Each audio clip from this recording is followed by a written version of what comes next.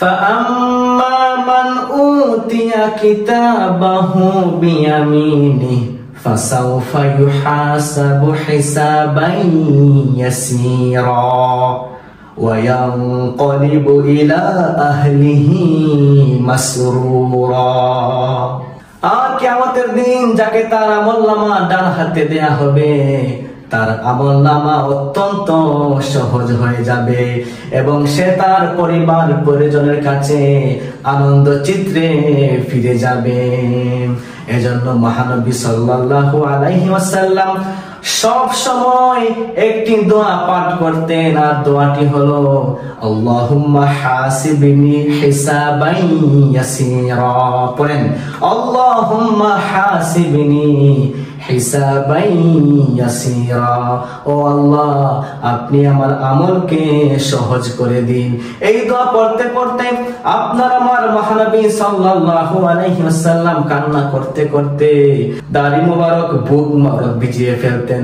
আম্মা জান আয়েশা সিদ্দিকা রাদিয়াল্লাহু তাআলা আনহা বলতেন, ইয়া রাসূলুল্লাহ, ইয়া হাবিবাল্লাহ, আপনি এত কান্না করতেছেন, আপনি এত কষ্ট করছেন, অথচ আল্লাহ পাক ঘোষণা করেছেন লিয়াগফিরা লাকাল্লাহু মা তাকদ্দামা মিন যামবিকা ওয়া মা তাআখার।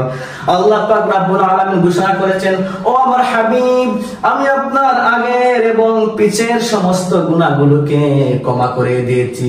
যদিও গুনাহ নাই, তারপরও আমি আপনার আগের পিছের সমস্ত গুনাহগুলোকে ক্ষমা করে দিয়েছি। তাহলে আপনি কেন এত কষ্ট করেন, এত কষ্ট করে আল্লাহ পাকের কাছে এত তাওবা করেন?